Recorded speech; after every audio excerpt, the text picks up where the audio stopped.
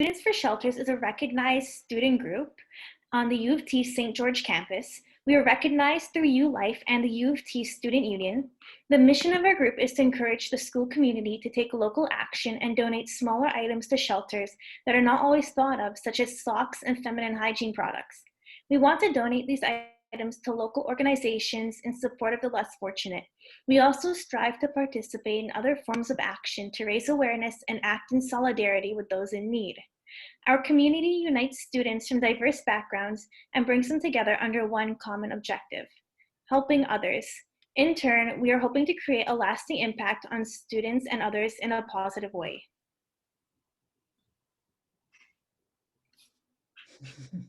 Good evening, everyone. I'm Hannah, and my pronouns are she, her, and I'm one of the co-founders and co-president of Students for Shelters. I'm currently in my 4th and final year at U of T, and I'm studying critical studies in equity and solidarity with minors in English and history.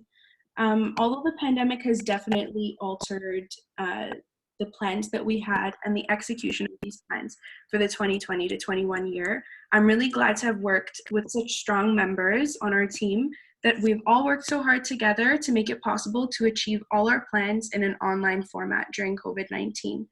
I'm really excited and grateful to be here at our first conversation in the ILLUMINATE panel series, and I'd like to extend my thanks to all the Students for Shelters executives and Professor Visvis for all their help and collaboration, and also my thanks to the Children's Book Bank and the Citizens Foundation for their work throughout this entire process. Good evening. My name is Brianna. My pronouns are she, her, and I'm also a co-founder and a co-president of Students for Shelters. I am in my 4th year and double majoring in political science and international relations. I'm so excited for this panel. Our amazing executive team has been working on this since July, and I'm proud to see how far we have come. We have some amazing events planned for this semester. The Illuminate series occurring this semester. This is just one of our 3 panels, and we hope to see you at the rest. As the theme for this panel is access to literacy and education, we have another coming up in October, which will focus on homelessness and poverty, and again in November, we will focus on nutrition and food. I hope you will all be interested in returning. I would also like to thank Professor Visvis, the Children's Book Bank, and the Citizens Foundation for volunteering their time for this cause.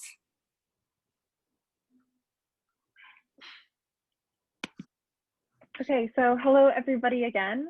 My name is Frances and my pronouns are she, her.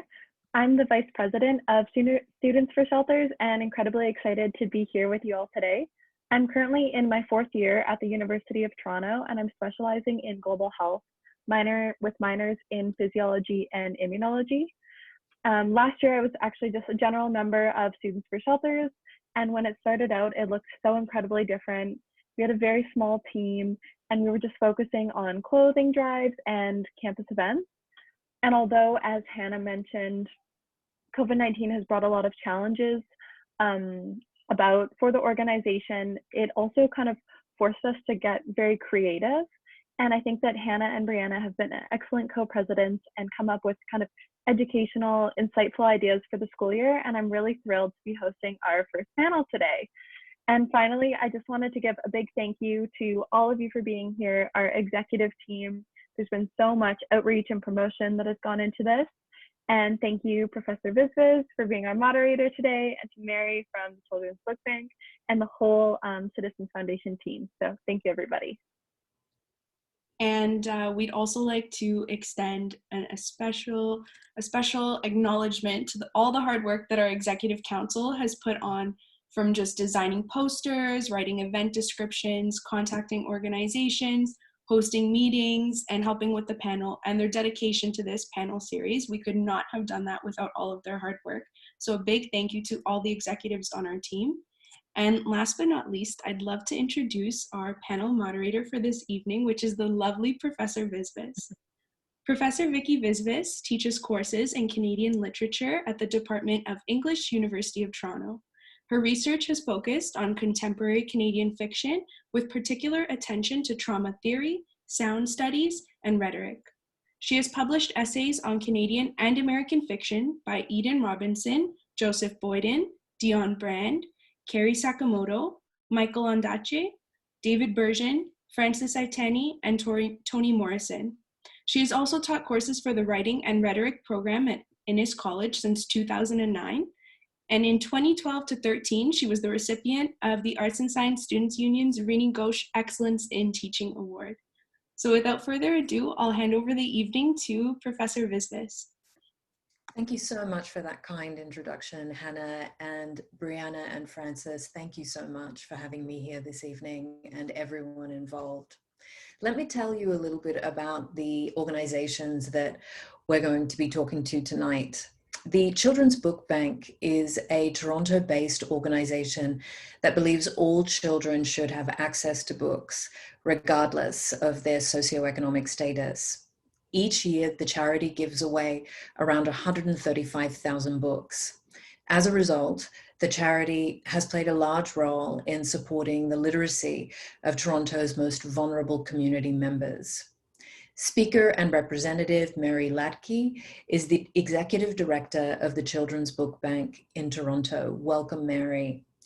Years of teaching literature in disparate settings led her to complete doctoral studies at OISE in 2005 and to becoming an assistant professor in Trent University's School of Education. Underlying her work is a belief that all students deserve equal access to quality literacy resources and instruction. Again, welcome, Mary. We're thrilled to have you here tonight. The Citizens Foundation focuses on the needs of underprivileged children abroad, using funds to provide educational opportunities to underprivileged children in Pakistan. Among its representatives here this evening are Imama Nasir, a fourth-year student studying management and marketing.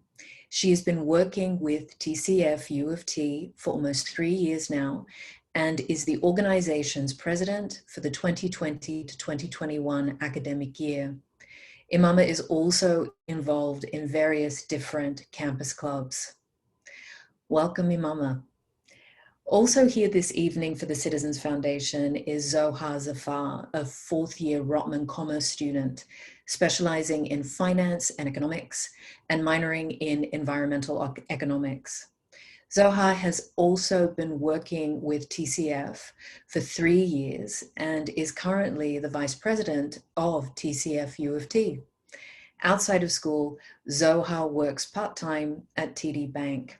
Thank you so much for joining us this evening, Zohar. We're thrilled to have you here. Our final representative for the Citizens Foundation here tonight is Daniel Kashif. Daniel is entering his 3rd year, completing a double major in human biology and health studies. Daniel is the Director of Finance for the Citizens Foundation for the 2020-2021 year. As a TD Scholar in 2018, Daniel recognizes that community engagement and education are very important. He one day hopes to take away from this discussion tips on how he can make his own children's education charity. Welcome, Daniel. So I want to start our discussion this evening by considering a global focus and asking our Citizens Foundation representatives a few questions. So these questions are directed towards Imama, Zohar, and Daniel. I want to start by asking, would you like to elaborate on your organization's mission? Hi, thank you so much for giving us this opportunity, and I would love to talk more about TCF. So the Citizens Foundation is a nonprofit organization, and we strive to advocate for a positive social change through educational development in Pakistan. TCF has built over 1,600 schools, and over 266,000 children are in these schools, which is really amazing. Our mission is to provide educational opportunities for children across Pakistan and to continue to remove the barriers of class and privilege. As TCF U of T, we work under TCF Canada, and we're so proud to be one of the many chapters across Canada and around the world. And thank you so much for giving us this opportunity today. It's my pleasure. So what does working in this field in Toronto look like for you guys, especially since your organization really has a global focus? I can touch a little bit more on what it is actually like to work in Toronto, especially with the global focus that TCF has. So as you guys have mentioned, that TCF is originating in Pakistan, and it works to help with underdeveloped local communities in Pakistan that need education. So in Canada, and especially in Toronto, I think that it's really a rewarding process to work within a community that isn't necessarily predominantly South Asian. So obviously the chapters that are present in Pakistan work really hard because they see the visual impacts of actually the struggle that those students go through to actually get access to that education. But as members of the community here and members of the organization here, it's really rewarding seeing us reach out to other multicultural organizations or other clubs in general, just to advocate for the struggle that Pakistan is going through. So it's interesting, since Toronto is so multicultural, that we can actually educate other people in just what our charity and our organization is working for. So in total, like, I think that the process that it goes through is essentially the chapters that TCF has. We're part of one of the chapters, and we work under TCF U of T, and there's TCF Waterloo, there's TCF Mississauga campus, there's TCF in different prospective schools. So it's really rewarding seeing whether it's educating other students regarding the process that Pakistan is going through to work on those barriers. And just in general, I think that it's really interesting seeing a perspective from other cultures. So I think in particular in Toronto especially is really interesting. So yeah. Thank you so much, Soha. So could you please give us a brief rundown on how the education system operates globally, particularly in Pakistan, because your organization is so intimately focused with Pakistan, it might help to understand how it all functions. Yeah, so in Pakistan, there's two prevailing education systems. So there's the matriculation system and the Cambridge system. So the matriculation system, it's public schools.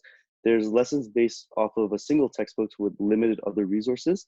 There's a strict memorization or strict emphasis on memorizing, and there's very limited emphasis on Socratic thinking.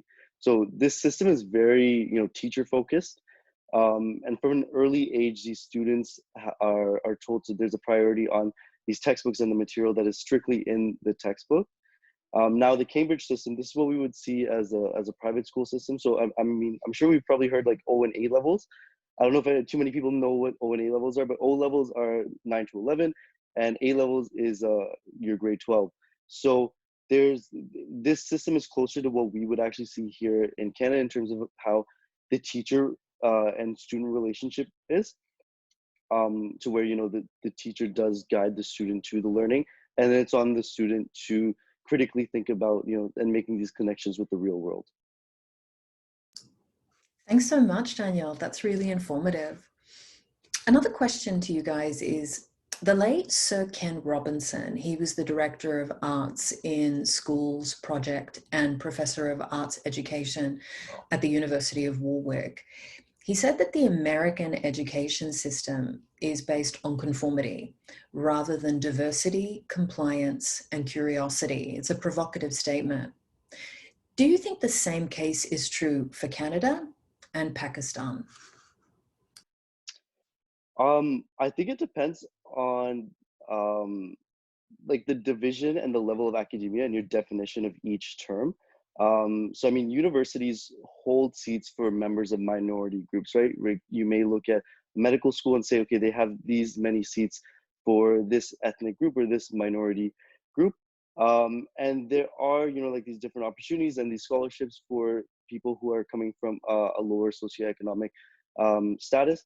Now that's in respects to Canada. The same cannot be, necessarily said for Pakistan. And it's on charities such as TCF to help these people who are coming from these lower socioeconomic statuses, right? Now, an academic institute and education system as a whole do tend to favor individuals who have an understanding of the culture, and this is not something just Canadian specific, but really globally. So again, using another example of medical schools. If you're, medical schools in Canada and US, they prefer people who have this understanding of the societal culture. The same can be true for is true for the schools in Pakistan. They are looking for these learners who have that understanding of the culture. So, you know, you would have this amazing resume, but end up being turned down because you don't necessarily fit the mold. And I think it's something that we've all sort of heard of, these people who have these immaculate resumes going to these academic institutes and then being turned down, and all of a sudden this other academic institute is welcoming them in. Well, it's because, you know, it's the fitting into that mold. So that being said, you know, some divisions and levels of academia really do value some of that interdisciplinary work. You know, for example, the first thing that comes to my mind is health policy or health population studies, where they will be very happy and excited to have these individuals taken from, you know, potentially North America, going over to these other countries and continents, perhaps, you know, in Africa, and helping develop the healthcare system, you know, helping with, for example, like even the E. coli outbreak that they once had, right? So, and helping with these in rural African communities. And then as far as, you know, curiosity and compliance goes, the Canadian system as a whole generally really does reward curiosity. And, you know, I touched on it just briefly before. The matriculation system, for example, it does not. It's very much memorization. Thanks, Daniel. That's great. So I guess there are similarities between, from what you're saying, Pakistan and the US in terms of conformity, cultural conformity in any case. Fascinating. My next question is for you guys as well.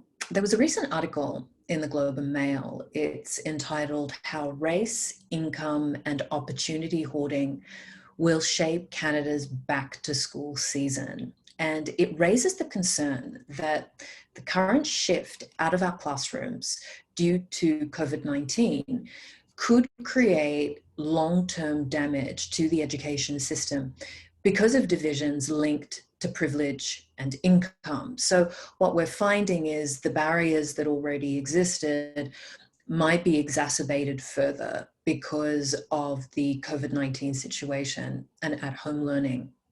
What are your thoughts on these concerns? Do you agree? Yeah, this article was definitely really interesting, and of course, COVID has shed light to the many problems in the education system. Like the article describes, higher income families will be able to provide their children with additional resources, like additional to virtual learning, like tutoring sessions, learning hubs, etc. Whereas lower income families won't necessarily be able to provide their children with these additional resources. And this only reinforces the gap in the educational system and creates unequal opportunities. In Pakistan as well, in low-income communities, families might not be able to participate in virtual learning, so they don't get that experience. Whereas families who have more privilege, more income, they can transition to online. They have lessons with their teacher every day, homework, and this just goes to show that privilege and income does play a huge role on the opportunities you get. I also thought that something that was really interesting in this article was how they stated that funding depends on headcount, and a high-income family who is able to afford additional resources on top of virtual learning might not return to school as quickly as lower-income families because they might not be able to afford to keep their kids at home. And these kids will face the consequences of less funding, and they might have to face a lower quality experience as well. So I just think it's really unfortunate that the education gap still exists. I mean, it's 2020 and your situation still depends on the opportunities that you'll get and the quality of education that you'll get. And obviously income, class, privilege, it still plays a huge part in the education system. Thank you, Imama. That's so informative, because I think what we're talking about here is accessibility. And I guess that leads to my next question. What aspects of education do you think are physically inaccessible, and what can we do to help? COVID, there is a kind of physical inaccessibility because we're not allowed in the classroom, but what other aspects of education are physically inaccessible, do you think? Yeah, I can touch a little bit more on the physical aspects of this inaccessibility. A lot of the times when we refer to education being inaccessible for students and especially children in developing nations, we relate it more to them not having access to the education, but we don't really notice the fact that physically getting to the classroom is actually one of the hardest struggles that these students and these parents have. And it definitely puts a kind of an impact on what the parents perceive as what they're confident in sending their child to, if the situation as to getting the child to the classroom is so difficult. Maybe that's something that we consider more living in a more privileged society, that we have accessibility for school buses, we have accessibility to walk to school, we have neighborhoods that are necessarily safe, we have privileges of having, for example, people to walk us to school, stuff like that, that we take for granted, that we don't really realize are such a big factor as to why these students aren't going to school. So let's say, for example, the parents do have the financial capabilities of sending their daughter to school in a local Pakistani community.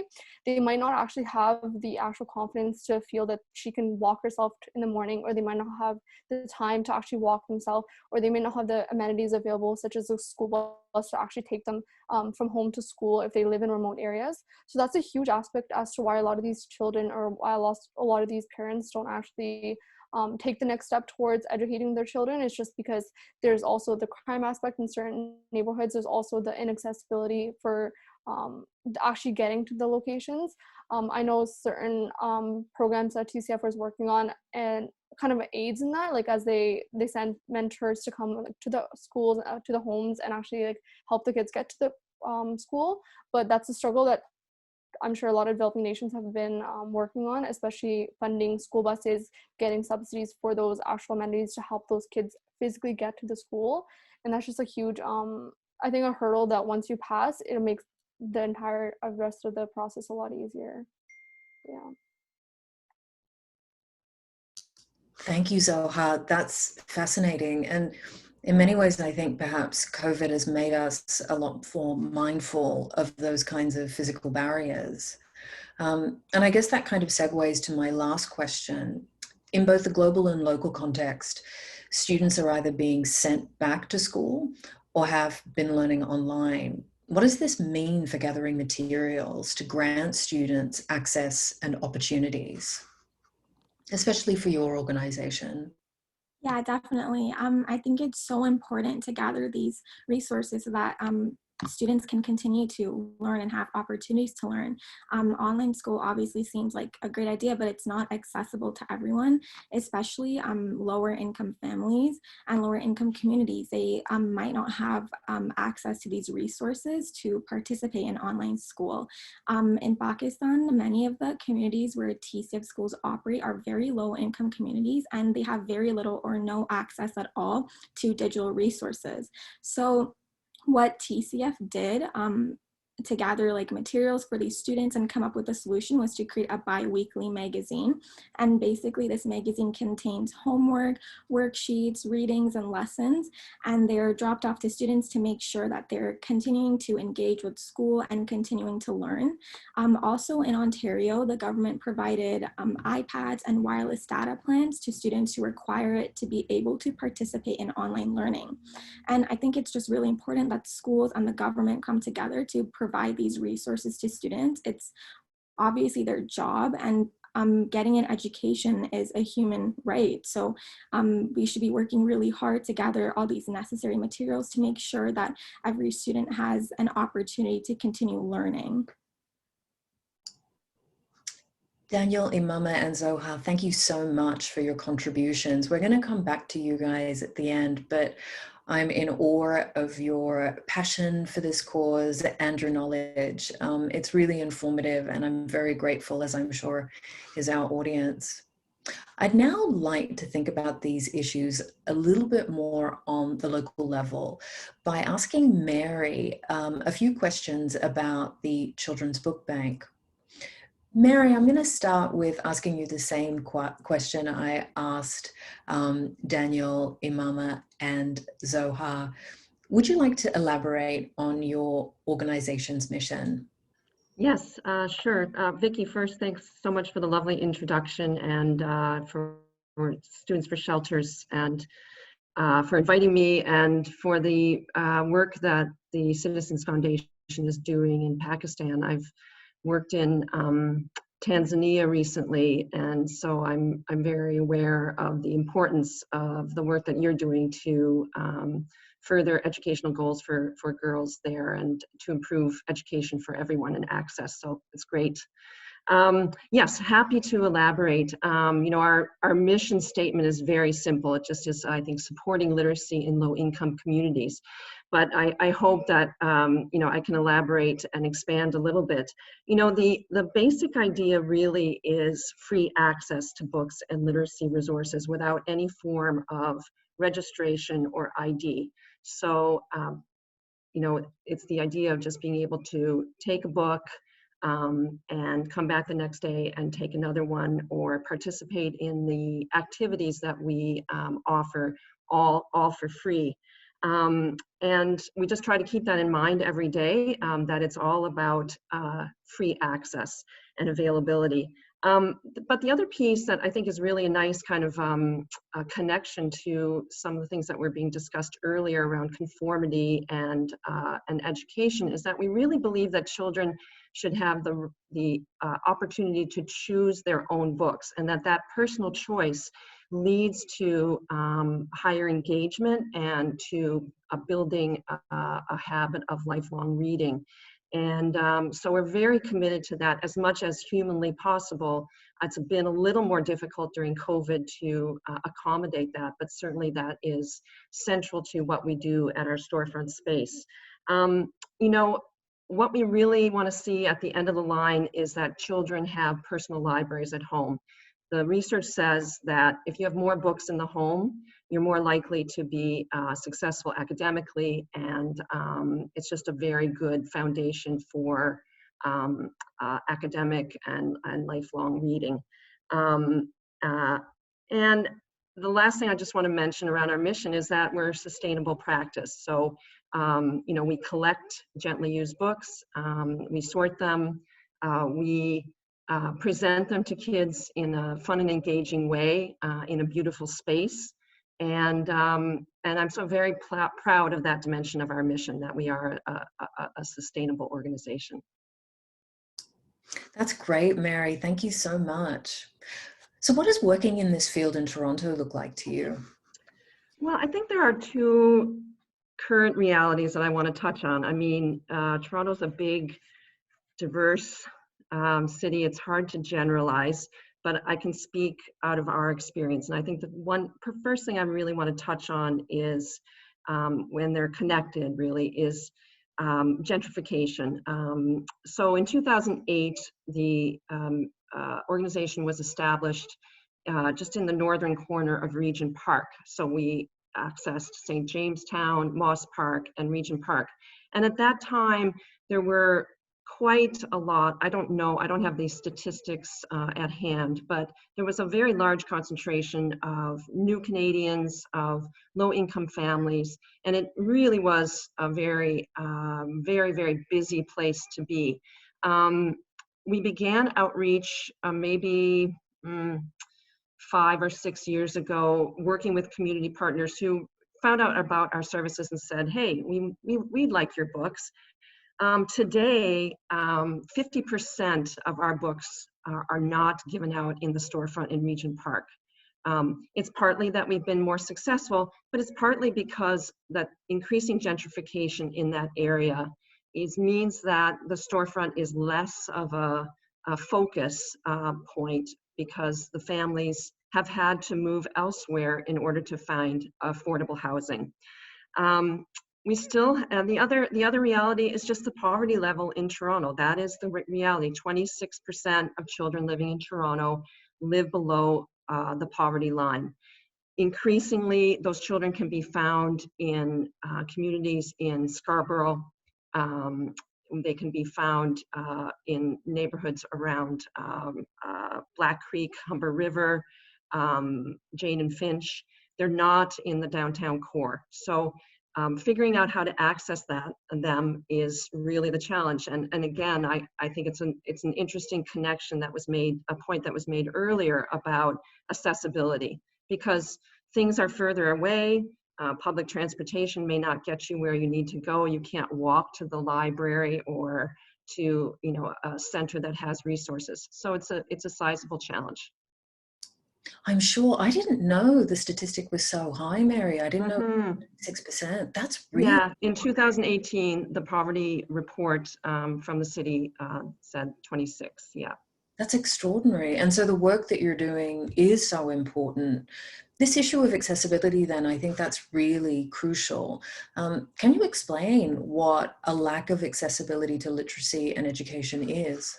You know, I really thought hard about that question, and I thought, I mean, I think on some level we all know what that looks like, you know, not having the resources and not having, access to, in the case of, you know, being here in COVID, to the technology needed to teach effectively. So I just thought I would flip that question and give you an answer of what accessibility actually looks like when I go and spend time in our storefront. So we had some groups today. It's our first day. I mean, it was almost produced tears for me because we haven't had any groups in the storefront since before March. These were small groups, under 10, and you know, we had outdoor story time.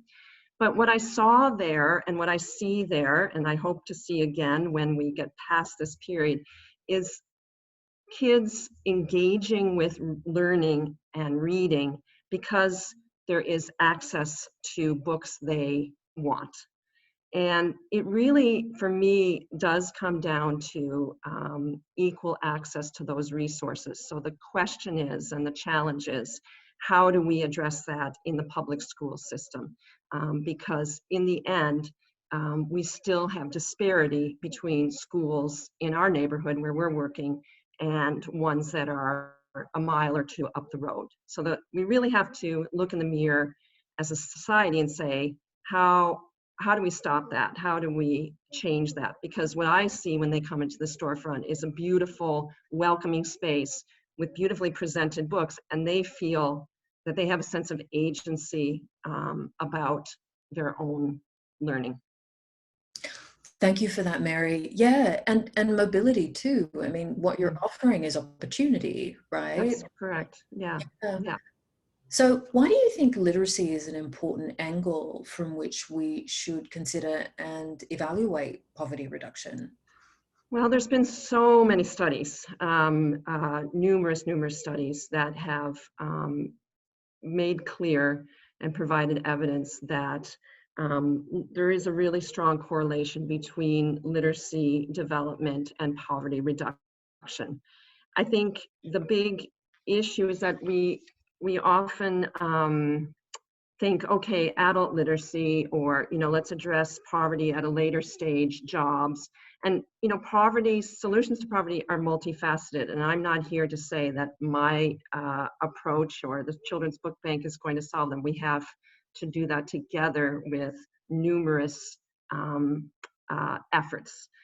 But I do think that if we don't address literacy right from the get-go and really pay attention to that, we will be paying the price over and over again. And I think it gets harder to address poverty as people, you know, develop and don't have those skills, the essential skills necessary to be integrated into, you know, a job and into society.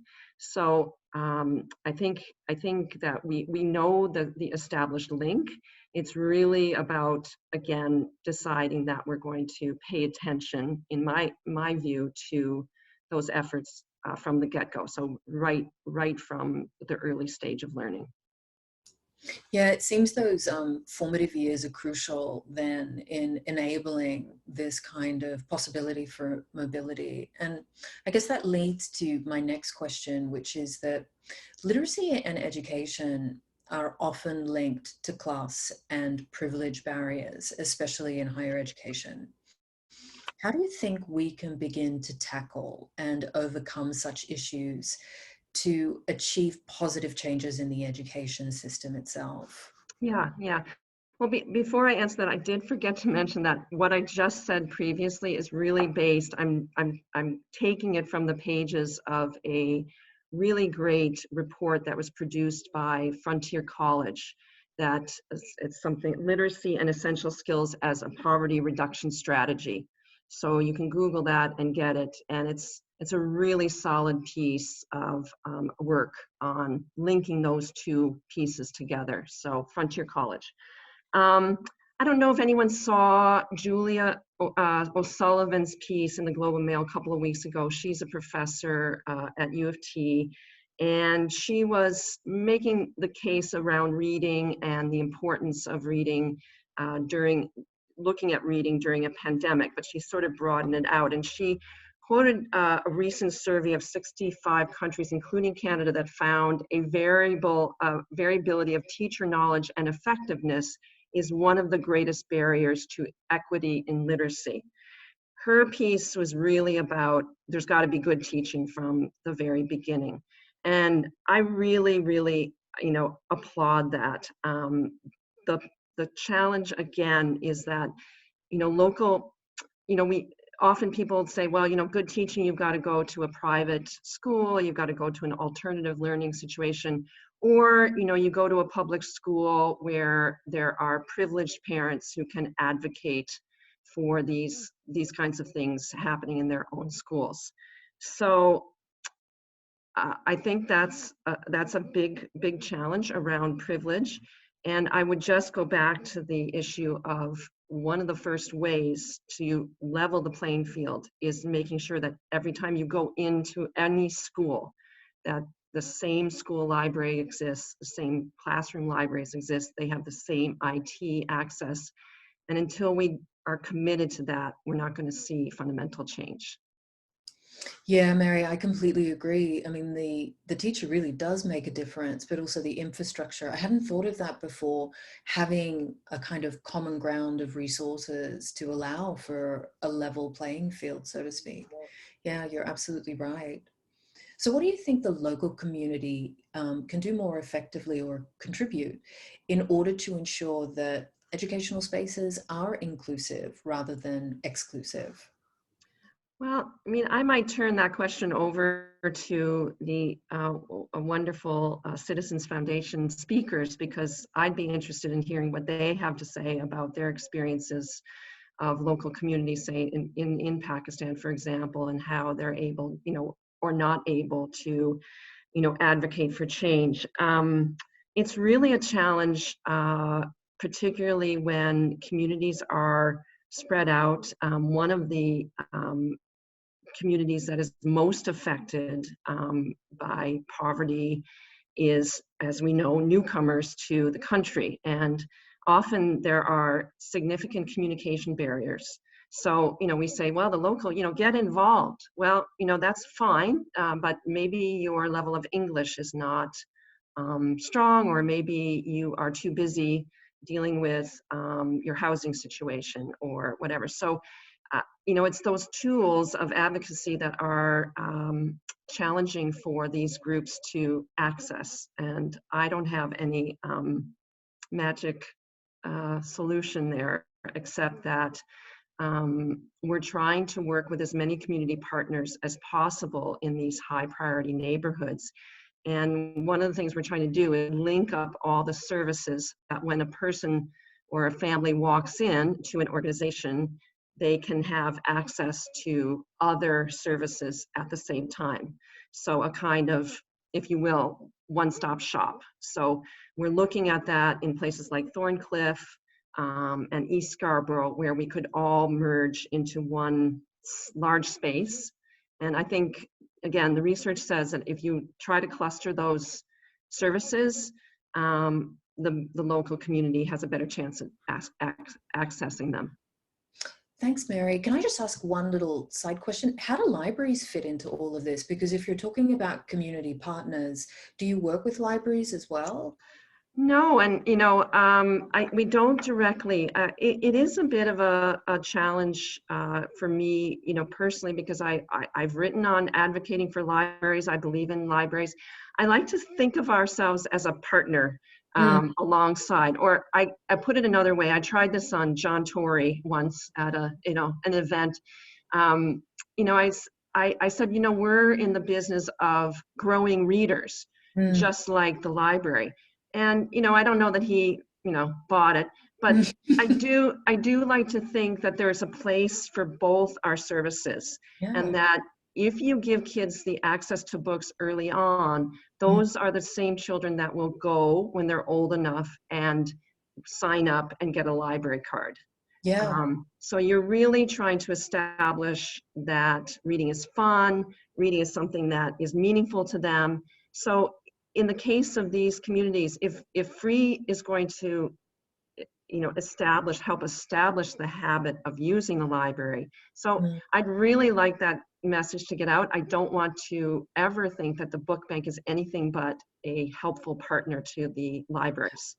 Yeah, because it seems like a great little interconnection there, right? We're talking about. Yeah, well, I mean, the libraries have been largely closed, as you know, during COVID, and we have had quite a bit of success getting books out to people. We started with, sanitized bags of books with different age groups, and we had curbside. So we're right across the street from the Parliament Street Library in Regent Park. But it remains largely still, it's kind of open now, but so anyway, you have hit something that is very central to, how to conceive of our model if we want to expand on it going forward. Thank you so much, Mary. I'd like to open our questions now to both the Citizens Foundation and the Children's Book Bank. And I think, Mary, you anticipated this, but I want to open it to all of you guys now. Where do you see points of intersection in your initiatives? One that I noticed was issues of accessibility, but you might have noticed others as well. Feel free to jump in.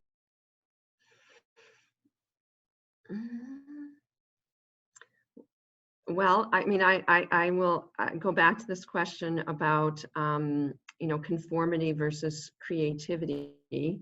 I don't know that it is directly an issue with us beyond what I mentioned at the top of my comments, but I do think it's very central to my own thinking about education that, in general, large institutional environments like public schools can't help but lean towards conformity. And I'm just interested in thinking about how we can how we can change that, or how we can disrupt that. Yeah, sorry, you anticipated what I was about to ask you. Does that worry you, Mary? It's always worried me. Yeah, me too. Yeah. It's always worried me.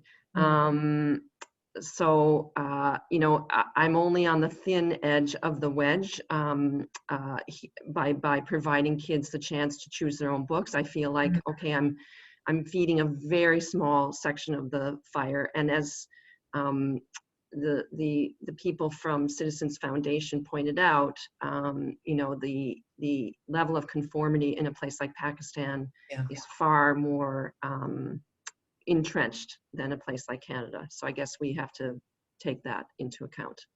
Yeah.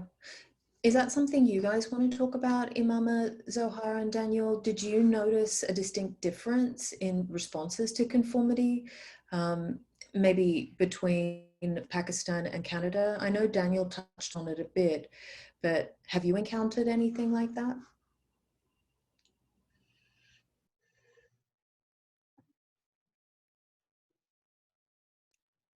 I mean, I can just mention that I know it is something more prominent in Pakistan. I know it's something that maybe the students take more pride in, being more conformed and being more of like the ideal image of a student. So maybe that's something that lies within the confidence of a student. Like, for example, if they don't have the amenities available to be successful, that's something that would deter them from furthering the emphasis they put on literacy or education, or the value they put on it in their life.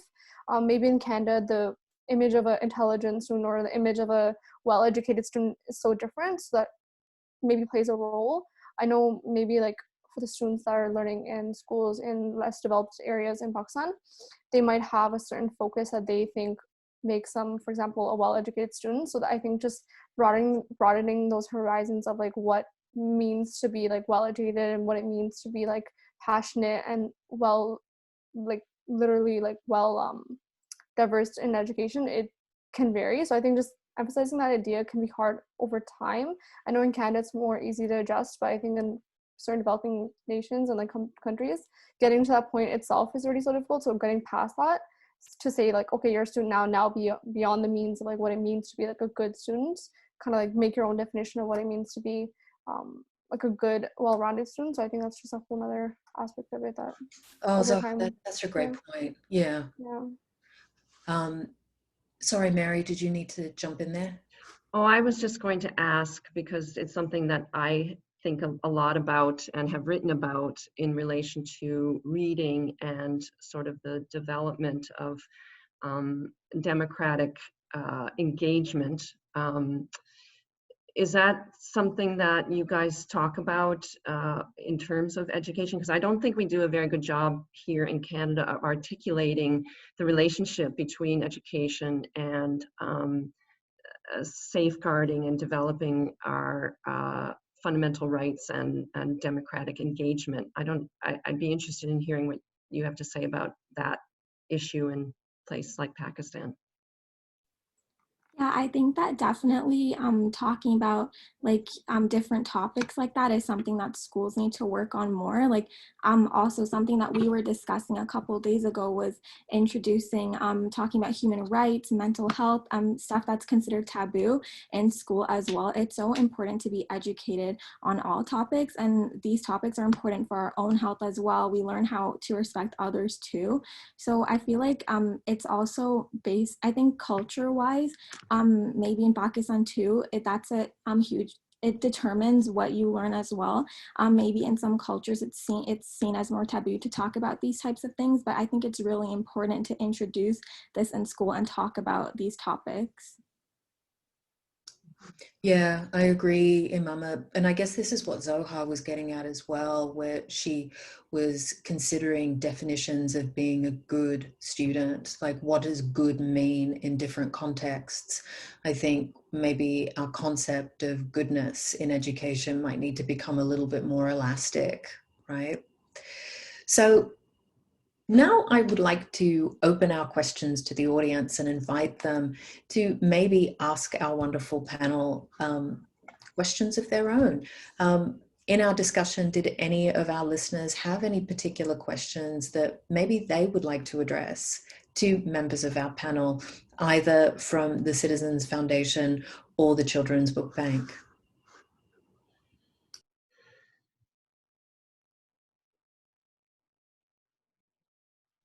Yes, Talha, go ahead. Hey guys, I hope you can hear me. Okay, so my question is to the Children's Book Bank, and it's less about accessibility issues and it's more about just a topic that kind of fascinates me. About 5 or 6 years ago, there was a video released and it said, don't stay in school. I don't know how many of you have heard or watched that video. And it talked about that how schools don't teach us various topics like doing taxes, etc., etc. What are your views on that? Is high school kind of enough to be successful in later on life or not? Is that? Well, I think there are two topics there, and I think I heard what you're saying about sort of the more practical sides of education, and are those being addressed?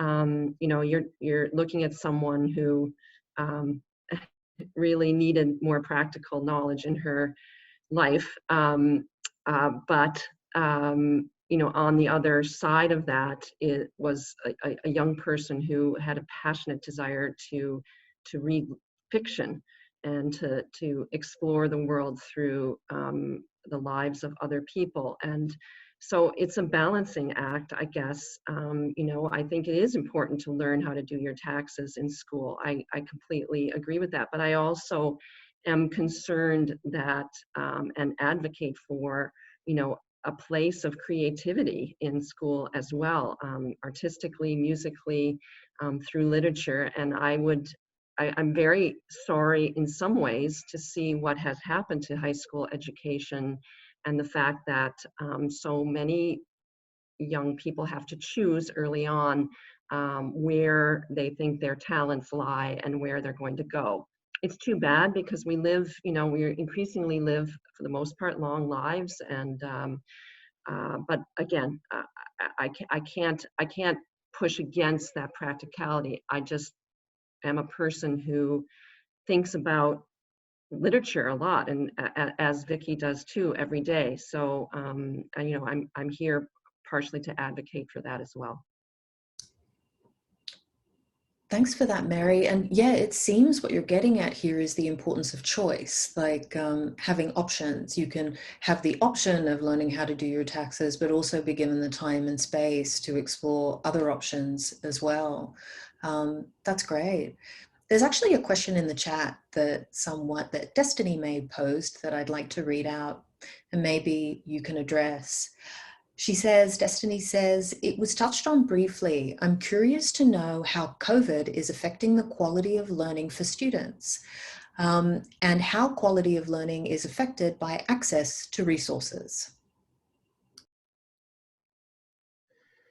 I think that quality of education, it did change.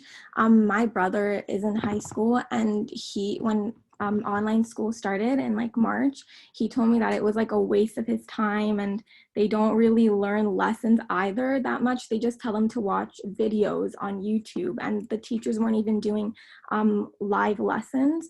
So I think that definitely does lower the quality. And not only that, like how we touched on in Pakistan, how so many communities don't have access to virtual learning. So they're getting, for example, like TCF does the magazine. Of course, that's a really good way to continue to engage kids, but it is still different than learning from an actual teacher and being able to be in a classroom and asking questions. So I do feel like the quality of education has decreased a little.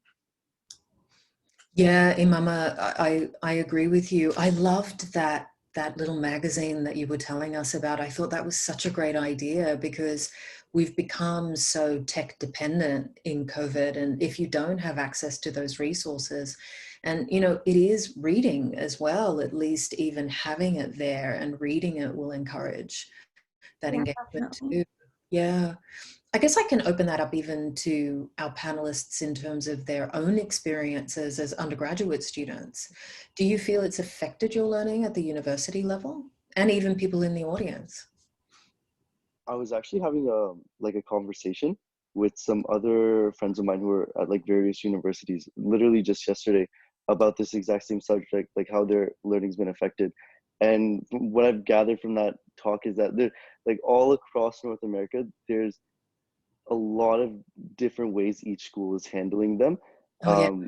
Yeah, like so for example, like University of Colorado in Boulders, they're actually having people like university students in hubs. So they'll have small groups. So they'll have like 12 people in together. They'll go to classes and such. So that's who they interact with, right? So they still have that interaction. But obviously, I mean, you can see here at U of T, a lot of our stuff is being done online. There's a few programs and classes that are requiring you to go in, or at least giving you the option. But especially for people who are used to going outside or doing different things, everything that you're doing is happening in your room or in the face of your computer. So it can be definitely challenging. Yeah. Because Daniel, I'm just looking at your bio here. You're in your third year, right? Yeah. So has this been a dramatic change for you as you've because I imagine your first and second year where you were in classes, you were engaging in that way. Now are you completely online? Yeah, it's interesting actually. The first and second year, because of how large the classes were, there was a fair bit of classwork that was online or pre-recorded lectures or such. So it wasn't as bad. The senior students are probably finding this shift in general a lot harder than the first year students, because the first year students don't have anything to compare with, right? So it's the fourth year students who also have this work that's a little bit more challenging and requires more critical thinking, that are facing this challenge of having to do everything online, and you're completely out of your rhythm. Yeah. Thank you, Daniel. Yeah, as an educator, one of the things that I've been really thinking about in terms of this is how to provide support to students, you know, and I think generally that's what we've been talking about. But what I'm finding so interesting about our discussion is support means very different things depending on your class, depending on where you are geographically. And I guess I've taken what support means for granted because I'm working with a very small demographic, really, compared to the global reach of something like the Citizens Foundation. So it's been really enlightening in that way as well, how you can help. Helping means very different things depending on barriers and where you are on the social ladder. I'm just looking at the chat here and I've got another question from Ashley. I'm gonna read it out and see what you guys think. One of my past professors actually pointed out that some people are not able to afford the fastest internet connection, nor find a private space to attend lectures or work on their schoolwork. So I feel like online learning can be super difficult for some people. Would you guys agree? Yeah, definitely. Even I was looking at the syllabus for one of my courses and it said in the beginning, you should have access to stable Wi-Fi. And I thought that, like, I was thinking about that, like, everyone has a different situation. Not everyone's going to have access to reliable Wi-Fi and internet. So it is difficult. And especially for people who have to maybe go home and their home environment isn't the best. Maybe they live with a lot of people as well. Like, everyone has a different situation. And I'm sure it's going to be difficult on a lot of people. Yeah, I agree, Imama. Like from an instructor's perspective, you know, I don't make it mandatory for students to turn on their video during class. I know some instructors do because they might not have, you know, the bandwidth or even, you know, an environment that they want to share with other people. So it sort of made me really sensitive to those different kinds of environments as well. Yeah, and a lot of my courses are live, so they're not even recorded. And some people in our class were in different time zones, like it was 1 a.m. in the morning, and that's so difficult for them too. It's not really that accessible. Yeah. But what I liked about our conversation earlier, what you guys were getting at about the difficulties in Pakistan, I'd never considered like actually getting to school a barrier, right? Because I've always lived in Western countries. I grew up in Australia and now I live here. So I was always within walking distance of a school and it was always safe to get there, right? You know, and even our discussion about internet connections, even that, I wonder if it's from a certain level of privilege as well, because it seems that the barriers in maybe developing countries are far more pronounced and far more fundamental. Would you agree? Yeah, definitely. I agree 1,000% with that. At the end of the day, your situation, your privilege, it all depends on that's what determines your experience and how school is going to be for you. Like, obviously, we're all so privileged, and we can get to school. Most of us can get to school easily. We can access school easily. We're all on this Zoom call, so I'm sure we all have stable internet. But that's not the same situation for people in developing countries. Yeah, yeah, definitely. There's another question in the chat from Ryan. I'm just going to read it out. As was mentioned, the quality of education has been harmed during COVID-19. For lesser privileged families, it may be more difficult to provide extracurricular activities such as tutoring to fill the void caused by COVID. Do you think these issues will harm the overall academic development of lesser privileged children and their future academic goals? Thank you, Ryan. That's an excellent question. I mean, the short answer is yes. Yes. I agree. Yes. Yeah, it is. I mean, we don't have the evidence yet, but everything that has been talked about up till now certainly suggests that it's going to be very, very challenging. At the elementary level, I want to tell you that, you know, the situation here in Toronto is very challenging and changing minute by minute, and, you know, access to online learning, access to teachers, you know, who's coming to class, what that class looks like, what, you know, is available to do in the school. All this is uncertain. And so it's very chaotic out there at the elementary level. And if you are a parent that has, economic challenges or social or physical, disabilities, whatever it is, you are going to be at a disadvantage because you can't navigate this chaos with the same level of advantage as others. It's just the way it's going to be. Sorry, Mary, I don't mean to put you on the spot, but what have you heard about the elementary school system right now? Like, how bad is it? Well, I mean, I don't, guess you're not a parent, but,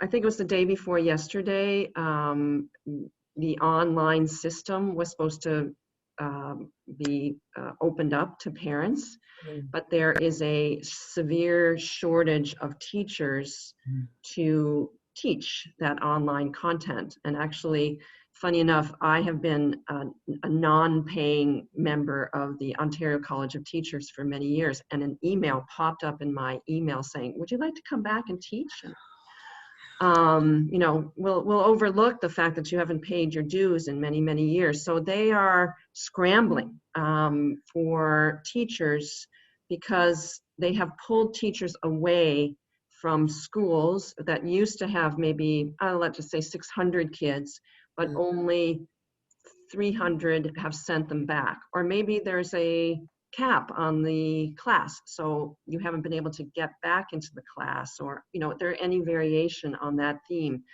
So they don't have it all in place so it's, again, for people who have resources, as the panelists have mentioned, you can get your tutor, you can get your things lined up for things to do after school. You're there advocating on your child's behalf. But if you don't have access to those resources, it's going to be a harder time for you.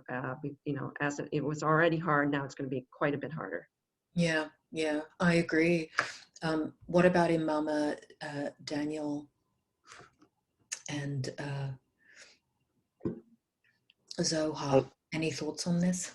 Yeah, I think it was really interesting how, like Ryan mentioned, extracurriculars, because the development of children, especially those like those younger students in elementary school, a lot of it does hinge on like social interactions, right? And sometimes the things that they can't necessarily achieve from home, they'll achieve through school, right? Or some of these other organizations, and that's sort of the point of having those other organizations, right? So it's going to be interesting to see how these students are going to develop and what type of learners they're going to go to be. I know, so I live in Oshawa, so we're part of the Durham District School Board. There was 13,000 students who opted for online school, so which was quite a large number, right? Like, it's not something that can just easily be ignored. Like, this is a big thing. That's such a great point, Daniel, because we're assuming that learning only occurs in the classroom, and it doesn't. Like, there's also social interaction in the playground, or just, the drop off and pick up. We learn in so many different ways, just even through that human contact. So I wonder, in terms of just basic socialization, down the pike, I mean, one of the things that, I've been thinking as a university instructor is, what is this going to look like in 5 years when they get to me, or 10 years when they get to me? Will this be evident? Because we're thinking about it now, but I'm always thinking ahead 5 years, because that's when, I get in a lot of these kids, right? So it might have lasting repercussions as well. Yeah. There's another question here from, a couple more. So one from Sarah. I just wanted to say thank you to both foundations for all your insight you have offered here tonight. Here, I agree. Thank you, Sarah. I was just wondering, what is the best way for us, that is students and community members, to get involved with these foundations during the COVID-19 pandemic? Excellent question, Sarah. Yeah, so in regards to TCF, I know obviously because of COVID-19, a lot of the events that we had planned and all of our other plans for the year have been halted or reintroduced as virtual events. But TCF in general, like beyond a U of T chapter, the way that you can help in any means is mainly just like through either if it's social media, we have an Instagram page, we have a Facebook page, and we also just share TCF Pakistan's campaigns. They did like a literacy campaign during peak COVID where they're raising funds to provide those funds for the families that were going through tough times, and even the teachers that were teaching during those times to help subsidize some of their the actual education they were once teaching, the lack of employment they had in that period. So a lot of those campaigns, a lot of those programs we just reshare. So if you just wanted to stay in touch or stay up to date on the local like campaigns that are going on, definitely like follow us on Instagram and Facebook. Even beyond because obviously like there's monetary donations that people can do that goes towards a really like good cause. I think every one of us has our own personal, like whether it's a connection or whether you know a certain like bakery or if you know a certain like company that could help out. I think in general, if you have a connection or a sponsorship that you think that TCF should reach out to, or you think TCF U of T should reach out to, feel free to message us privately or just email us or shoot us a DM on Instagram, and we can see us start working out with like local communities. Like for example, this event has been so successful because we've been working with local communities, but we would love to do that further. And I know that just reaching out and furthering the information that we're sharing tonight would just be grateful. So if you guys have any other local, whether it's organizations or just companies that would reach out for sponsorship, stuff like that. And yeah, just reading up on it. So we share a lot of our information on our social media, so you can follow us there. But that's the main thing I'll say. Thanks, Zoha. Mary, how can people help? Oh, that's so lovely, and thank you for that. You know, just go to our website, learn about what we do. You know, spread the word. We always we are taking book donations. We've adjusted how we do that, and you can learn about that on our website. And yes, we do not receive any government funding, so we are reliant on our wonderful individual donors and foundations, and you know, are always looking for support that way. But you know, I'm just very appreciative of your comment, and if you can learn more about us and say to someone, hey, you know, I learned about this great organization, that means a lot, because the more people know about what we do, the more likely we're going to survive and thrive. And Like, they're both so worthwhile. Sorry to cut you off, Zoha. Go ahead. No, just to say likewise. Thank you so much, Sarah. I appreciate the comment. Yeah, it's so, yeah, it's really empathetic and kind and necessary right now. Yeah. I've got a question here from James in the chat. Looking into the future, many underprivileged children will be struggling to keep up with their more privileged peers as children start to return to the classrooms post-COVID. How can we alleviate the stress on these students and help them catch up with their peers? Another excellent question. Yeah, I also think that's a really great question.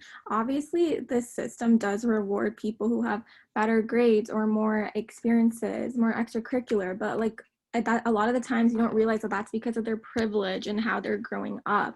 So I feel like I learned this in a course that I was taking. It was called Leading Across Differences, and in order to understand, you have to understand people in order to understand what to provide, what resources to give them so that they can succeed. You need to understand what they need. And I feel like just, I guess, having these conversations with students, understanding what resources they need to succeed, I think that's really important. Obviously, it is difficult. This is a problem that's been in the education system for so long, and I really wish that it could easily be solved. But I think just having more empathy and really understanding students would help alleviate the situation a bit more. Yeah, thank you, Imama. Anyone else on the panel want to tackle this one? I just want to say that I couldn't agree more, and we've had to put our story times on our YouTube channel, and we received some funding to do mental health story times, and I really agree. I think we have an opportunity here to momentarily think of what might positively, you know, come out of this experience of living through COVID. You know, maybe we have an opportunity to kind of disrupt the certain conformity of how we educate children in Canada, maybe our education system can be more, responsive, empathetic, good at listening, better at supporting individual differences and different learning styles. It's possible, because we are having to pause and think, and maybe there is an opportunity for positive change. Yeah, I agree, Mary, because what's really struck me about this is, from the instructor's perspective and even teachers at the elementary and high school level, is how committed they've been to the continuity of education as well. Like, they do really care about making sure that students do have that access.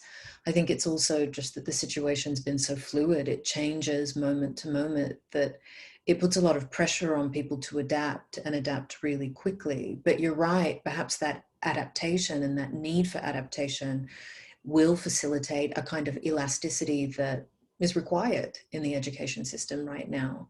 And from someone who, I am in some ways, I feel like a bit of an outsider, because I didn't go to school in Canada in elementary school and high school, so I'm not completely familiar with the system here. So I'm going to go out on a limb, but when the last question asked this question about privilege, do you see differences between the private and public school education in terms of responses to COVID? I can't really speak to that because it seems really early. I too was not educated here, but I have a lot of experience, and in the private system. I just would say that, we've heard stories of smaller universities buying hotels, or private schools being able to spread out, and they have the space and put up tents. I think it's likely that they're able to adjust to the realities of educating during COVID far better. But I'm guessing. Me too. Yeah, I think it might be too early. I was wondering if anyone had any anecdotal experience at this point, but I keep thinking about that issue of privilege, right? And, will certain education systems be privileged more than others under this period of stress? So I'm really glad that that member of the audience pointed out that important point. Okay, I think there's another question here. Bianca Russo is asking everyone, one of my colleagues at work is a 17-year-old girl who is just now entering the 11th grade. When I saw her on Monday, she explained that although she was supposed to begin school this week, she actually did not, as she did not receive any form of correspondence from her school nor from her teachers. Extraordinary. Asking her whether this lack of information and her absence from school bothered her, she responded with a shrug. It appeared as though she almost didn't really care. Wow. Do you think that this type of reaction from students might become increasingly more common, ultimately resulting in a lack of motivation and desire to learn? And if so, what can be done? Oh, Bianca, excellent question. And yeah, I was just thinking about Mary, what you were talking about earlier in terms of the Children's Book Bank and the idea of wanting people to learn for its own sake at a young age. I think it sort of speaks to that as well. But I don't mean to put you on the spot, Mary. Anyone can answer that one. I think. Well, yeah, go ahead. Sorry. Yeah, I was just gonna say. I think it's sort of funny how part of university has become just meeting deadlines and just taking down this information and just seeing who out of everybody can sort of regurgitate it the fastest, rather than, okay, who can, can we have a rational discussion about this? Can we break it down? And what are the lessons that we're learning from this? Daniel, that's such a good point. Sorry to intervene, but one thing that I've been really noticing as an instructor teaching online is I can't get through the information as fast as I used to. It's just the nature of online learning, right? There's always going to be a delay and a drag. And initially that was really stressing me out. And then I thought, so what? Let's slow down, let's slow down and talk about it and mull over it. So I think we might be on the same page, Danielle, which is great. Anyone else? Sorry, Mary. Well, I'm just thinking, because Danielle made a good point earlier about the social dimensions of education, and I'm sure all of us, think back to our high school days, and that there were days that we didn't go to school, we didn't, get ourselves out of bed and dressed and out the door because of chemistry. Once we got there, maybe chemistry proved to be a really interesting class, but we got there because of maybe a lot of days just because, we were really into choir or our sports or our just seeing people, or we wanted to have a conversation with someone, who knows. I do think this, for that young person to shrug is maybe a young person who needs that social dimension of the educational experience to get her excited about learning. And I think we can all relate to that. Definitely. I think this will have different impacts too in terms of just personality types. If you're an introvert as opposed to an extrovert, right? So if you're an extrovert, I think this is going to be really difficult for me and my fellow introverts. We've been adapting a little bit better, I think. Yes. Yeah. Okay. So no other questions in the chat. Are there any other questions from the audience to our wonderful panel?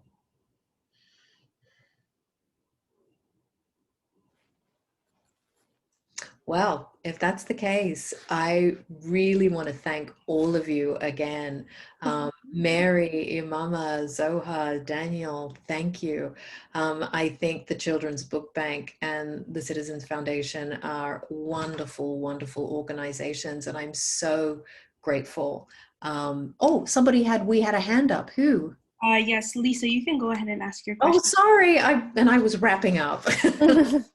Sorry, I just have two questions. I was just trying to prepare, so I was a little late in raising my hand. But one question that I had was about our schooling systems, and I was thinking about how, in my own experience in university, I've really realized the importance of enthusiasm and an interest in what I'm studying, and my own, I guess, goals and visions for the future.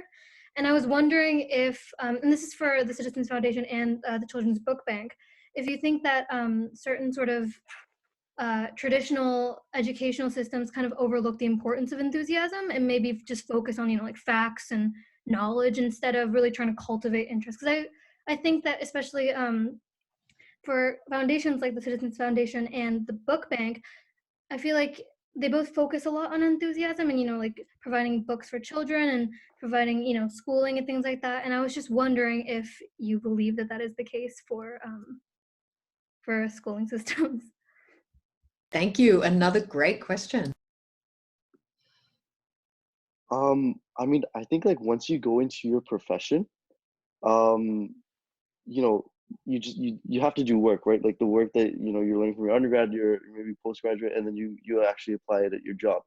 I think the difference is, are you going to be happy when you wake up and then that you have to go to work, rather than, I mean, at the end of the day, you're still going to go, but the difference is, and I think what both clubs and organizations are trying to push is the fact that you're allowed to be happy when you go. Yeah, Danielle, and then work just stops being work, right? And it becomes, joy. Yeah. Yeah, it kind of reminds me of a conversation that we had a few days ago, kind of around this idea of enthusiasm with whether it's literacy or education, and kind of what the last comment was referring to, just getting that motivation to be going to school in general.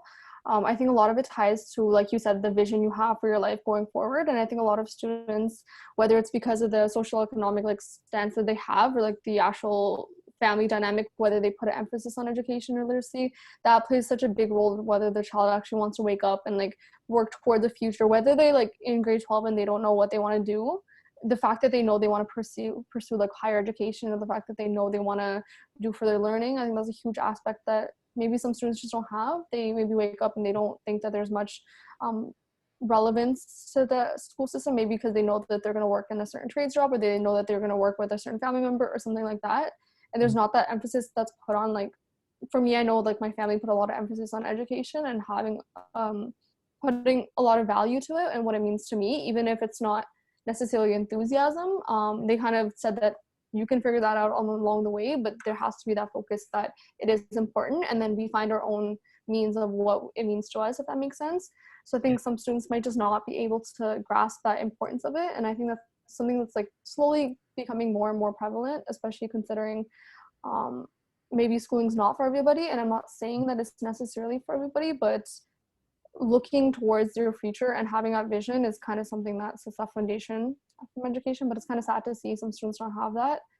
I just hope that there's more than just the family dynamic that's there for students. There's more elements and resources that provide that knowledge for students to say, hey, like, this is an important part of your life. Your future does not have to define by whatever.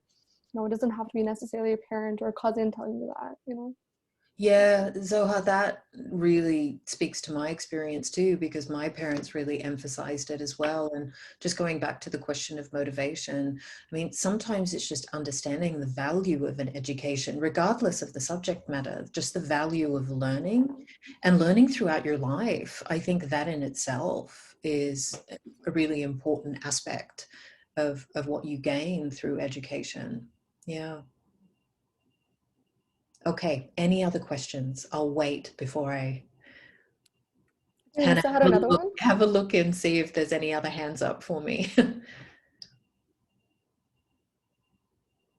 Lisa, did you say you had another question as well? Oh, tell her. Zoha kind of answered it in her response, so I think I'm okay now. I see Talha in the chat. I'm gonna read this out.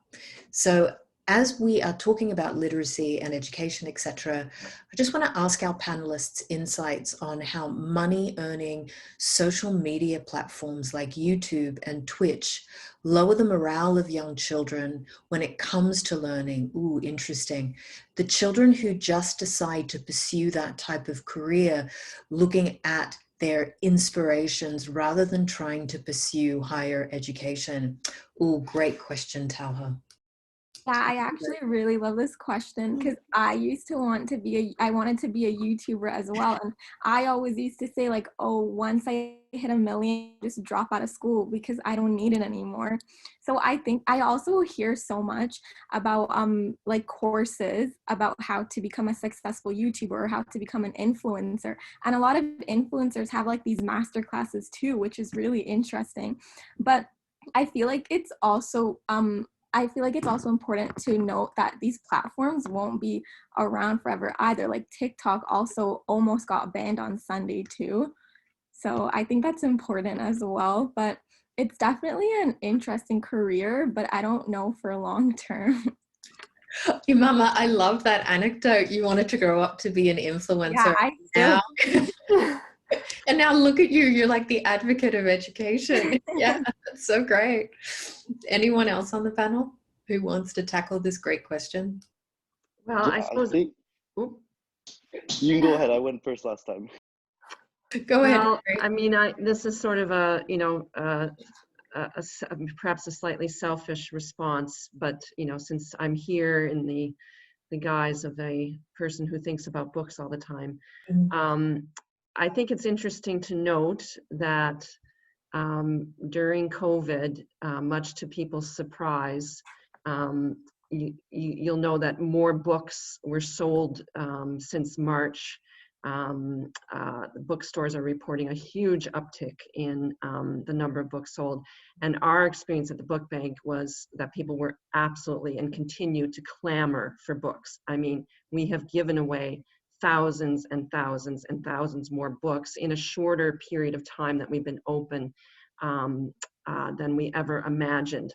And I'm not saying, that, the digital revolution is over. I'm just saying that I think there is a limit to which people feel that they can be filled up by their relationship to a screen. And so I've been really heartened by what has happened to book reading in general and to our own efforts during COVID. The book lives.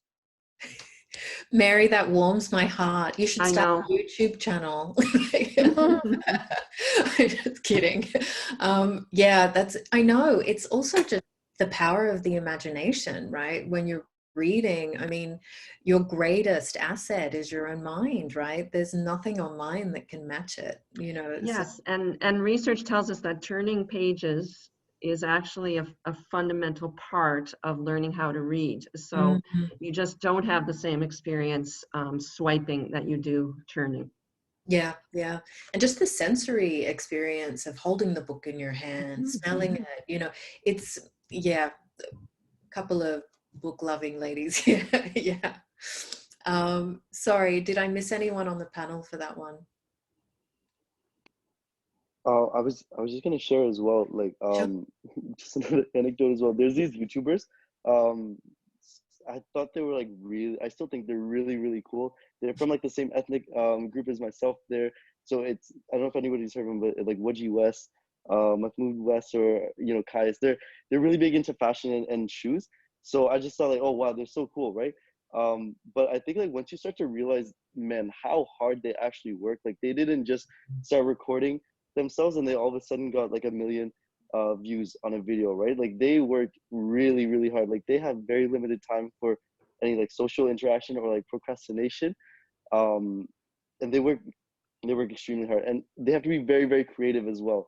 And they have to be very extrovert, so they have to push themselves to the limit. So once people, you know, they say, okay, I want to be a YouTuber, I want to go on Twitch, I want to do something like this, then when you actually see like how much work these people are putting into it, you're going to realize that it's not your passion. You know, you may also find that it's just that you're in school and you're actually going through that process to where you're freaking out and you're making the contrast between the two, like the YouTube and some of these other streaming services. It's appears to be really light and easy work, but in reality it's not at all. Yeah, I agree, Daniel. And I don't want to set up like a false dichotomy between kind of higher education and online or YouTube instruction. Because I have to say, you know, I've learned a lot from YouTube, you know, just kind of doing things around the house, you know, it can be a wonderful educational platform, but I guess it's a question of what you're aspiring to. And I think aspiring to education is a very worthwhile goal. There's another question in the chat from Ashley. I'm just going to read it out. With regards to online learning, there are some professors who were very against online platforms, such as not using the portal website before everything moved online. And there seems to be a lot of professors that are not responsive via email or other forms of communication during this time. I think this hinders the learning experience for students, but again, it's a tough time for everyone. What did the panelists think about the issue of professors teaching, having a hard time making the transition, and thus having a hard time teaching leading students? Great question, Ashley. My professor was actually referring to this in our last class lecture, and she was saying that she was like one of the more older professors, and they were all having a meeting, and this is like during the beginning of the COVID situation, and there was a lot of professors that just kind of like threw in the towel, and they're like, yeah, we were looking for something to stop us from teaching, and this is kind of it. And she was saying how like it was difficult for her as well, but a lot of these professors that maybe do not have a lot of experience working online and like using these platforms, if anything, they're going to come out of this way more skilled than they once were. And she was going to say she's going to be such a more valuable professor because she has those skills and because she's stuck around.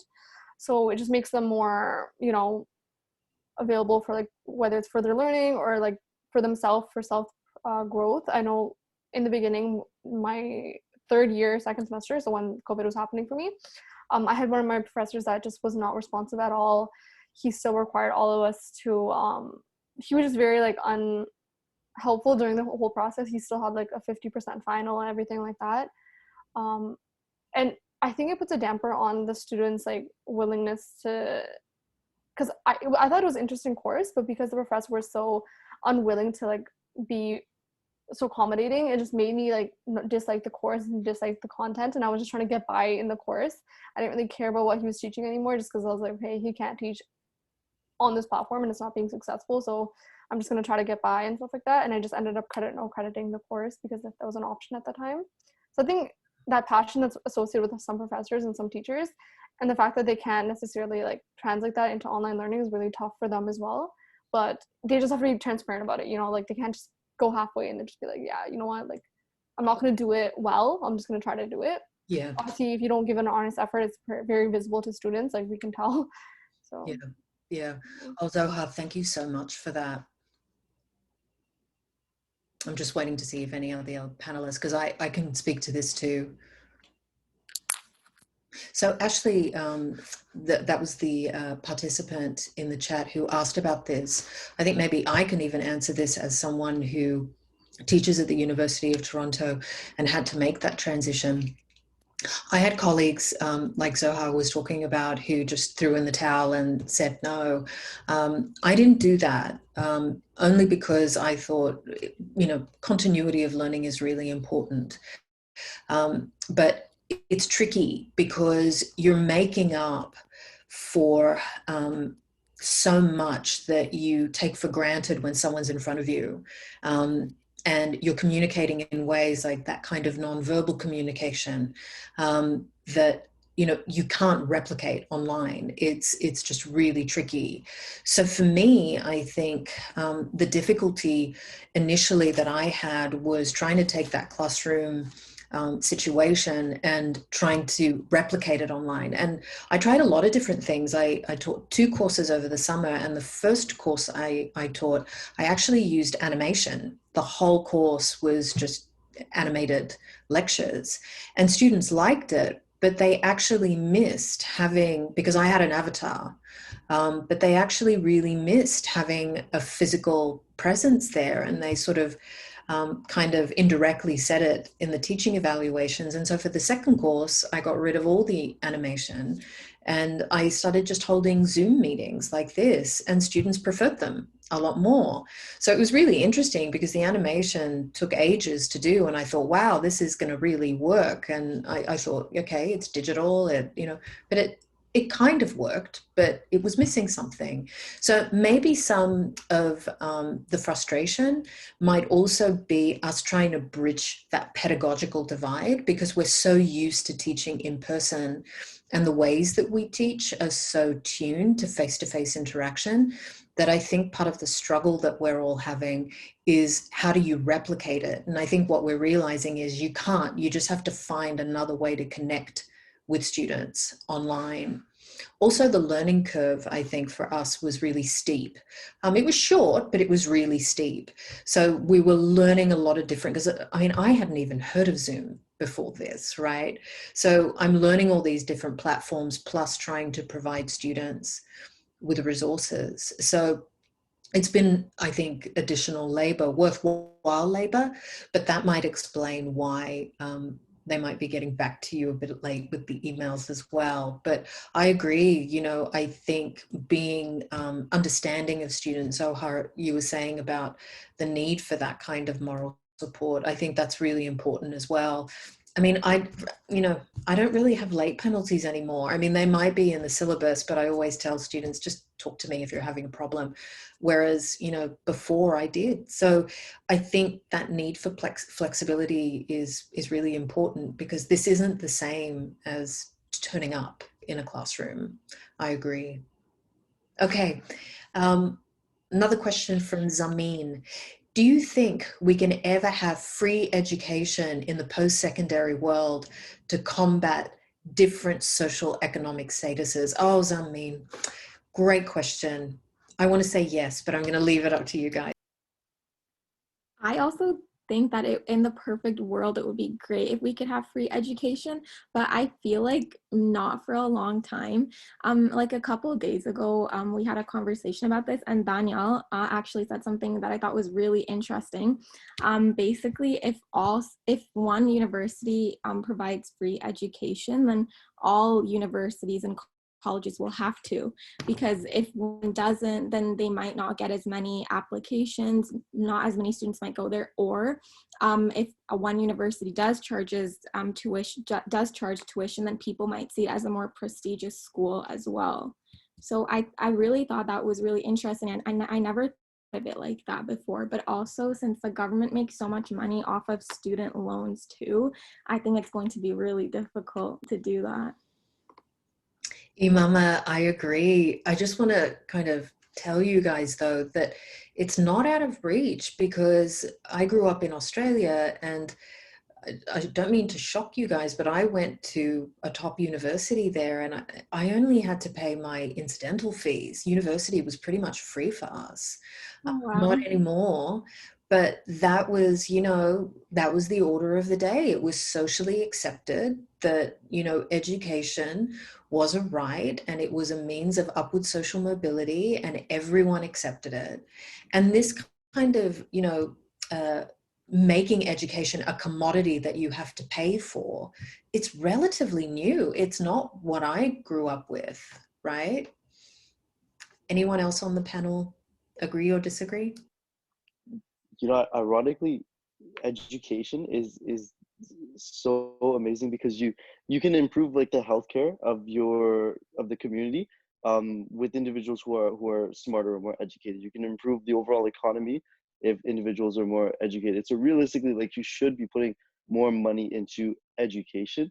The one sort of like potential solution that I could envision, right, is that there's no interest on student loans, or because what ends up happening is that people who have the money right now end up paying less than the people who don't have the money right now. So it puts a damper on people's spirits, because those people who are in those lower socioeconomic classes, they have to fight that much harder to get out of it, versus those people who have to fight to stay in it and at the top, right? And I mean, the Canadian Federations of Schools is lobbying to make education more accessible and bring the cost of tuition down. But I mean, like, universities, they have all these different fees that they have to like, that are already fixed, right? Either to professors or to these different buildings that they've had these agreements with since like 1980.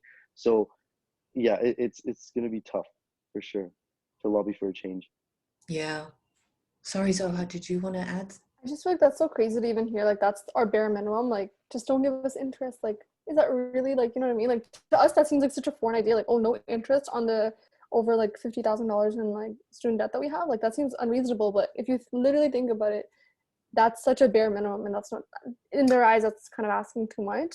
It just makes me wonder as to whether it puts such a damper on, like Danielle was saying, like, the externalities that are present from higher education for a lot of students who have, like, whether whether they have the capabilities of contributing to like society so furtherly, but they cannot really do that because of the lack of higher education. I feel like it's yeah, like you said, it's a more recent thing. A lot of my like customers and stuff, they'll discuss about, oh, what are you studying and stuff, and then like, yeah, I remember like I only paid like $2,000 for my whatever, and I'm like, thank you, that's what I want to hear, you know what I mean? But it's a reality that we face and kind of accept, but it doesn't necessarily have to be that way. No, it doesn't, Zoha. And Yeah. can I make it even worse for you guys? Please.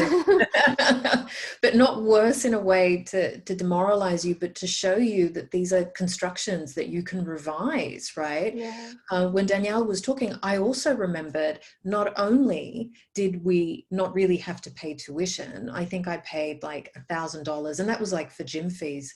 I also got what's called Austudy. I got paid to go to university because I was in a certain socioeconomic bracket, because my parents were immigrants to the country and they weren't making as much as somebody who was in the upper middle classes. I would get like $200 a week from the government to go to school. And that would cover things like books and food and transport, right? And so this system that I'm seeing, which is really based on a capitalist model of using education as a commodity, it's completely alien to me, and it can be revised. It just, people just have to kind of really accept that this is something valuable, just like our healthcare system, but that needs to be protected, I think, and preserved and upheld. How does that? Oh, sorry. Go ahead. I just wanted to point out too how I feel like now, based on what you said about Australia, I feel like now universities kind of just try to make a profit off of students too, because like you said that you were given money to buy textbooks at our university, the University of Toronto. They always say like how, oh, this is one of the biggest bookstores, and they make so much profit off of students buying books as well. And all of our courses have required textbooks too, and some of the textbooks are professors are the authors too, so it's just a way for them to make a profit off of us. It's, I think it's okay to say that, Imama, because I completely agree. Like when you start thinking about this as a machine in a corporation, I think you're losing something, right? You're losing the kind of value of education in its own right. And this, I think, goes back to what we were talking about earlier, this idea of motivation and enthusiasm. Like, it's hard not to be cynical. Has it made you a little cynical? Yeah, definitely. Yeah, right. But just know that back in the 1970s in Australia, it was free, It's not anymore. They're following the kind of corporate model, but it breaks my heart. But having said that, if it happened once, I think, it might happen again. Yeah, hopefully. Yeah. One last question from Brianna. Why is education no longer free in Australia? What was the government's reasoning? It was too expensive, Brianna. Their reasoning was that there weren't enough tax dollars to pay for it. And they started changing it incrementally. They started creating these loans, interest-free loans. They're called HECS. And then you would be able to postpone paying your tuition. And then they started raising the cost of tuition, particularly for professional schools. So like if you're going into veterinary science or medicine, it's like $50,000 a year now, right? And the reasoning is you're going to make enough in the future to pay that back. But I don't know if that reasoning holds for me. I don't know, does it hold for you guys? Because I suspect the reasoning is the same here. I feel like it's just a good scapegoat type thing. Yeah, I think so too. Yeah, I don't buy it. Nice try, but yeah, I don't buy it. So yeah, Brianna, that was the reason why. I think it's a bit of greed, really. That's what it comes down to. Yeah. I also saw something today, and it was a tweet, and it was a student saying universities complain about how they can't give us free tuition because they can't afford it, but if I can take out a loan to go to school, why can't you take out a loan as well? And I thought that was so amazing. It's true. Like, I think there are ways around it, but there has to be give and take, I think, on both sides, right? So, but I think one of the biggest things that needs to change is not seeing a university like as though it's a corporation, right? Once you apply that corporate model, you start running into trouble, right? When you start thinking about, students and education as a commodity, I think that's when things can start to go a bit wrong. Yeah. There's some schools. Go ahead, Daniel. Oh, sorry. I was just saying, there's some schools where they're like in just like their holdings, they'll have millions and millions of dollars. Especially a lot of like the Ivy League schools have come under fire for this. And then all that they're doing with the money is either reinvesting it somewhere so that they can get a return back on it, right? So it's sort of like, why are you making these students pay so much if you have all this extra money? Yeah, it's the endowments. I think that's yes, the endowment. Yeah, and they get the U of T has an endowment.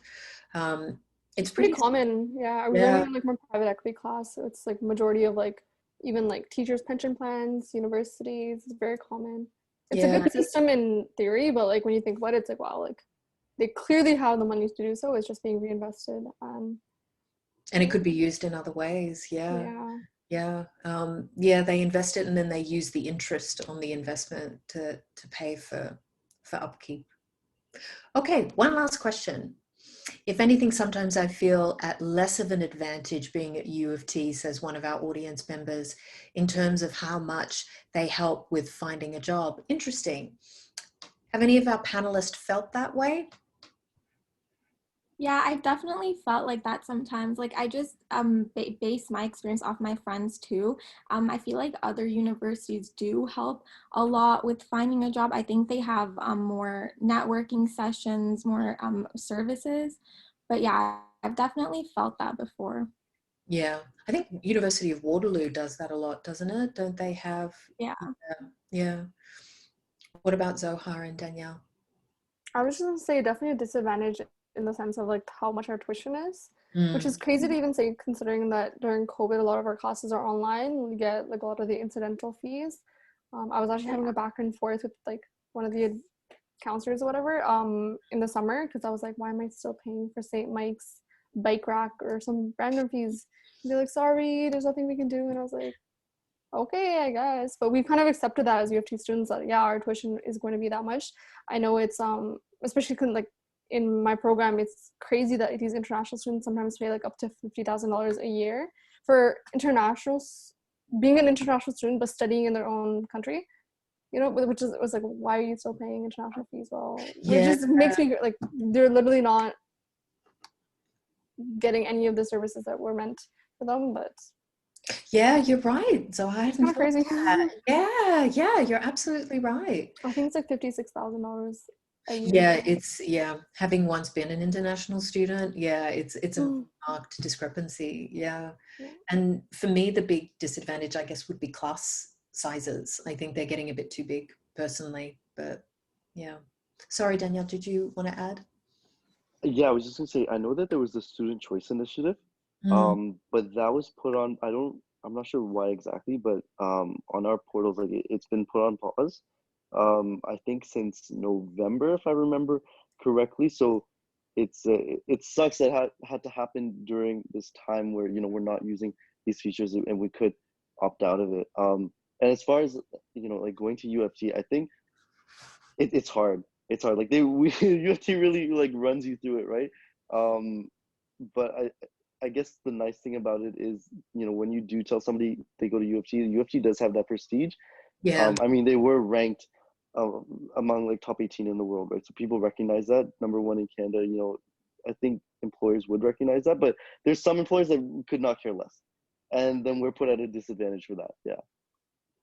I know there doesn't seem to be any easy answers, right? But I think one way you guys have found to navigate this is to develop a passion for learning and education, which I think is really productive, because once you start thinking about education as a right, as something that you should have, like healthcare, like housing, your whole perspective starts to change. Yeah, so hard. Sorry, I don't know if you wanted to contribute because I saw you unmute. Oh, no, sorry. I think I just left it unmuted. Oh, I okay. 100% agree, though. That's Yeah. very true. I think it's kind of part of conditioning, how maybe it's more of a Western idea that something that's like a privilege to us, but is it really? No. Like, oh, we get to go to school. Like, yay, lucky us, I guess. Yeah. But, this discussion, I think, has opened up really important questions of accessibility and choice and barriers. And I think COVID has just made them far more pronounced. So I'm going to hand it over to Hannah and our organizers now. But just from me, thank you so much, Imama, Mary, Zohar, and Danielle. This was such a fascinating discussion. I so enjoyed talking to you and learning about the Children's Book Bank and the Citizens Foundation, and just talking about education more broadly. And I'd love to thank our audience as well for your excellent questions and for your attentiveness this evening. I really appreciate it. So I'm going to hand it back to our organizers, and bye from me. Thank you so much. Thank you so much. What can I Thank you say? so Those much. 2 hours went by really fast. So thank you to our moderator and our panelists for facilitating such an insightful and illuminative discussion. We are so grateful for your time this evening. As a token of appreciation, Students for Shelters has collected donations for the Citizens Foundation and the Children's Book Bank and will be donating these funds to each of your organizations. Thank you so much to those who have donated. We appreciate your contributions greatly. Again, to the panelists, thank you for your amazing work. Thank you so much. Thank you so much. Amazing discussion. We had so much fun. Yes. Thank you. It's a very good Yeah, start that to was the year. Yeah. Appreciate it. When's the next one? It'll be in October. If you guys follow us on Instagram or Facebook, you will see us posting all about it. If you would like to join, or I believe Hannah has posted the sign up link in the chat. Yes, I those just sent it through right there. If you're interested in joining Students for Shelters or following us along in anything, you can just go to the Google Forms there and you'll have access to join the club, or you can see our email on the screen as well at the bottom of the page there. And Brianna's sending through our Instagram and Twitter handles right now for those of you that are interested in keeping up to date with us and what's going on and finding out when our next panel will be sometime in October. We're very excited for that. And this is just a last little note. We did a little raffle for our general members. For those of you who have attended, we picked the names in a random name generator right before the panel started. Brianna, myself, and Francis did that. And the winner of our raffle is Kellyanna. So we're going to contact you through email. Congrats. We have a little prize for you for attending tonight. And thank you again so much to everybody for attending. This was absolutely wonderful. Thank you for having us. Thank you. Thank you. Thank you, everyone. Have a good Thank you so much. Thank you. And Vicky, you're such a good moderator. I love your accent. You were a great panel. It was so easy. Thank you so much. Thank you so much, guys.